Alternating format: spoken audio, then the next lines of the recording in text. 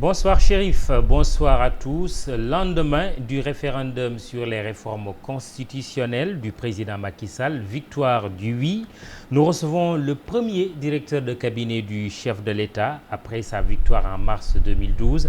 Abdoul Aziz Mbaye, bonsoir. Bonsoir. Alors, vous êtes aussi ancien ministre de la Culture et actuellement conseiller au service européen de l'action extérieure de l'Union européenne à Bruxelles. Vous avez appelé à voter oui, le oui a gagné. Êtes-vous satisfait du résultat? Pour le résultat, je suis très satisfait. Même au regard du score du non, 40 à 45% et du fort taux d'abstention? Vous voyez, c'est ce qui a changé par rapport au référendum précédent. Avant, on avait soit un parti unique, soit on venait de sortir d'un moment où un parti avait dirigé le pays pendant 40 ans et on venait d'avoir une alternance. Et c'était des conditions exceptionnelles pour transformer la Constitution, pour changer de Constitution. Là, on faisait des réformes de la Constitution. C'est quelque chose de moins grand que si on changeait la Constitution vraiment. Certains ont voulu ça.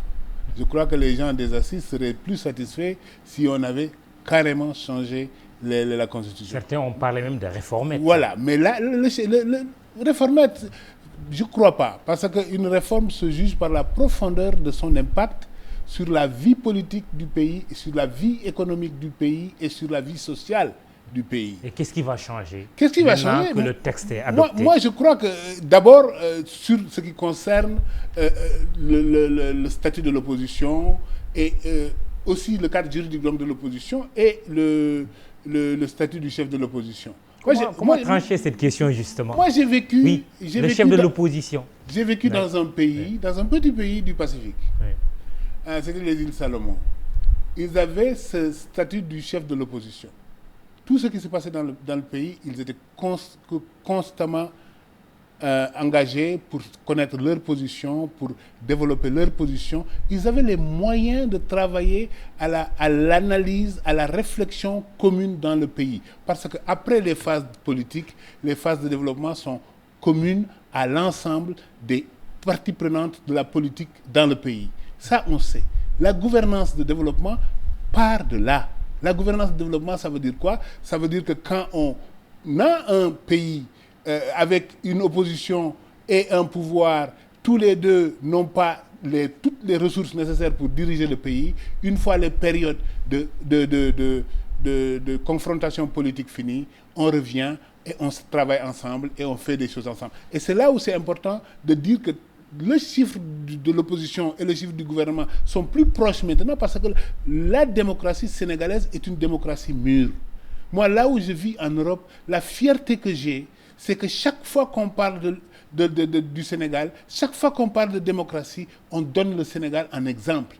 Oui. Et ça, c'est important. Le chef de l'opposition, comment trancher cette question? C'est une institution qui viendra. Oui. Moi, je crois que ça devra être quelqu'un de représentatif de l'opposition, sans pour autant être nécessairement le chef du parti X ou Y. Ah oui? Machin, mais ce sera sur quelle base? Tout le monde dit, si on applique la rigueur des principes, que l'ancien président, Maître Abdoulaye Wade, serait le chef de l'opposition aujourd'hui. Sur quelle base? Sur la base des résultats des dernières élections. Sur la base des résultats des dernières élections. Et est-ce que ça, des dernières élections législatives ou présidentielles? La présidentielle, il s'est retrouvé dans l'opposition puisqu'il n'a pas quitté la scène. C'est pour ça que c'est un peu compliqué. Oui. Est-ce qu'on parle de la représentation de l'opposition en tant que telle ou de l'opposition parlementaire? Oui, si on va à l'Assemblée nationale, encore une fois, son parti est quand voilà même l'occasion. Le parti d'opposition le plus représentatif. Voilà l'occasion. Oui. Je ne suis pas détenteur d'une science infuse dans ce domaine. Et voilà l'occasion pour à la fois l'opposition et le pouvoir de discuter et d'arriver sur des choses communes qui aident le pays à avancer dans le sens du progrès. Justement, en vous présentant, j'ai quand même dit que vous avez côtoyé le chef de l'État en tant que son premier directeur de cabinet. À votre avis, quelles leçons il devrait tirer du référendum de dimanche? Mais il va tirer les leçons nécessaires. D'abord, ce pays est un pays mûr. La réflexion de la population est très mûre. Ça veut dire que malgré les efforts de certains de quand même apporter cette discussion vers des horizons qui n'étaient pas contenus dans la proposition du chef de l'État, la population a su faire le distinguo et voter pour les 15 réformes qui lui ont été proposées. Ça, c'est quelque chose de très important. 60% quand même de l'électorat s'est abstenu. Mais 60% de l'électorat s'est abstenu. Ça ne doit pas faire partie des enseignements? Ça fait toujours partie d'un enseignement. Mais je vous rappellerai qu'en démocratie mûre, la proximité des partis qui s'opposent est quelque chose de naturel quand elles disposent des mêmes systèmes d'information et de moyens équivalents. C'est ce qui fait d'ailleurs qu'aujourd'hui, on ne peut plus avoir des scores à la soviétique comme on avait avant. Je vous rappellerai par exemple le traité de Maastricht en Europe. Quand la France a fait un référendum pour le traité de Maastricht, la France a dit oui à 50,07.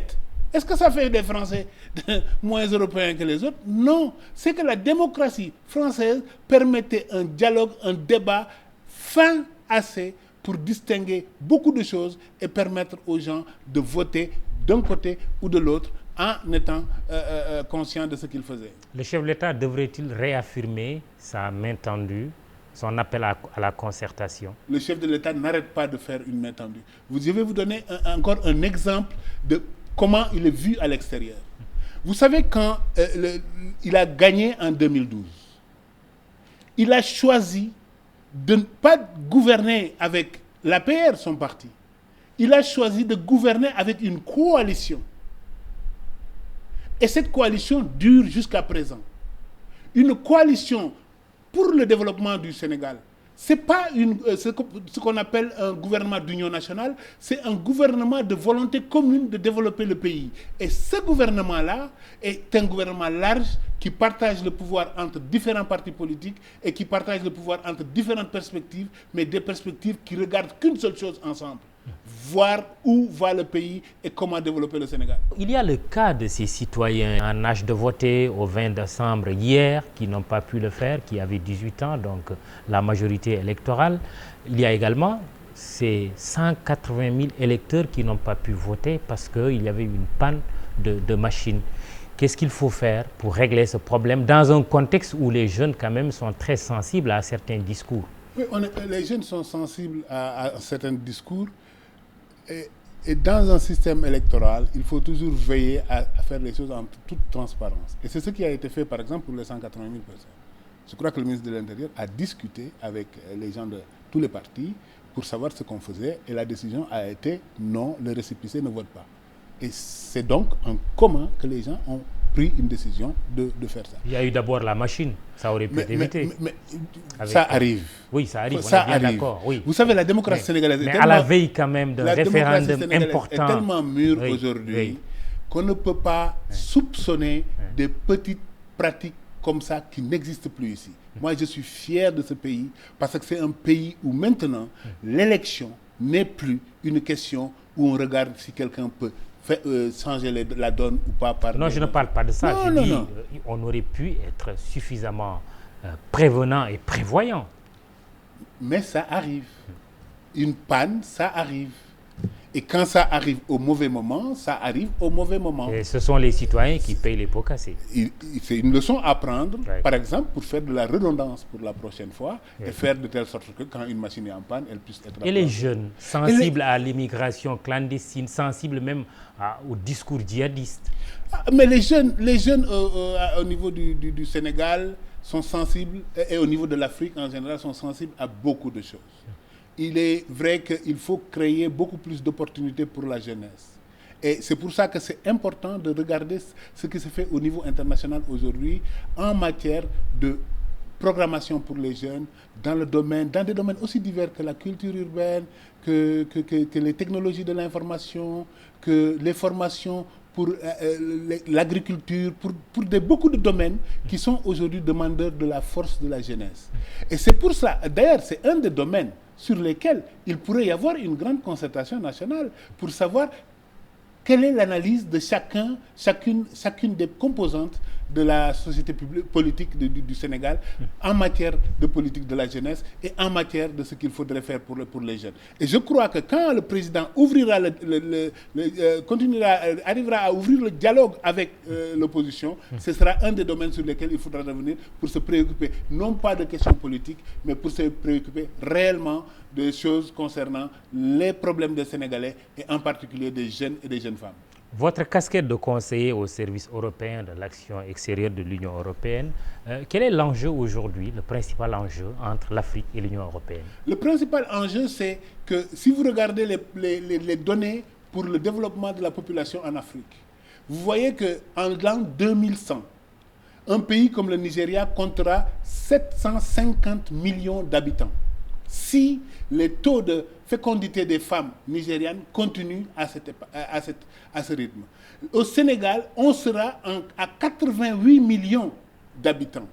Mais ces habitants, une partie sera ce qu'on appelle la jeunesse rurale. Il faudra trouver des mécanismes pour leur doter à la fois des équipements nécessaires et des technologies nécessaires pour faire de l'agriculture moderne dans les campagnes. Il y aura les jeunes urbains, il faudra trouver des moyens de les impliquer davantage dans l'économie de services qu'est le Sénégal, mais il y aura une composante de jeunes qui choisiront d'aller vers la migration. Et ces jeunes posent des problèmes à la fois dans leur pays d'origine, mais ils posent des problèmes aussi à leur pays d'accueil. L'Europe aujourd'hui est confrontée à une terrible vague de migrants qui est due à la guerre en Syrie, mais en réalité, l'Europe est confrontée aussi à une vague plus sourde qui est une vague de jeunes africains qui vont en Europe. Et une Europe qui cherche parfois des solutions faciles comme la déchéance de nationalité, le cas des binationaux. Cela ne vous inquiète pas? Mais je crois que les gens essaient des choses politiques de temps en temps, mais le système est beaucoup plus intelligent que ça. Je ne suis pas encore sûr que la déchéance de nationalité sera retenue en fin de compte en Europe, en France. Ah oui, je ne suis pas sûr.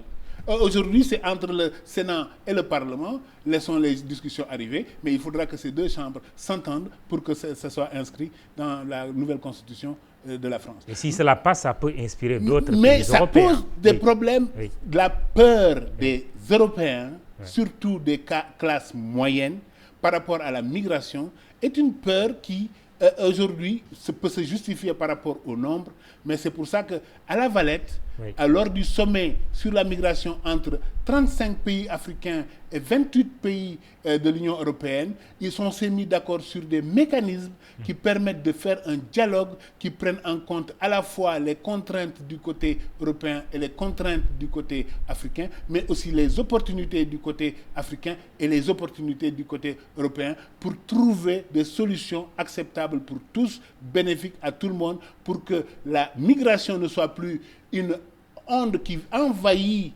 l'Europe d'une manière qu'il ne peut pas contrôler, mais en même temps ne prive pas l'Afrique de sa jeunesse qui peut contribuer utilement à son développement.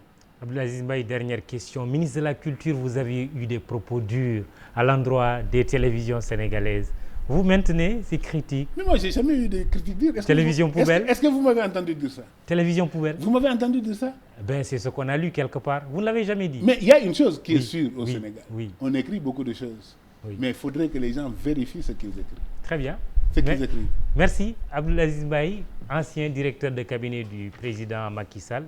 C'est le premier DIRCAP d'ailleurs du chef de l'État. Aujourd'hui, il est conseiller au service européen de l'action extérieure de l'Union européenne. Chérif, c'est tout pour ce soir.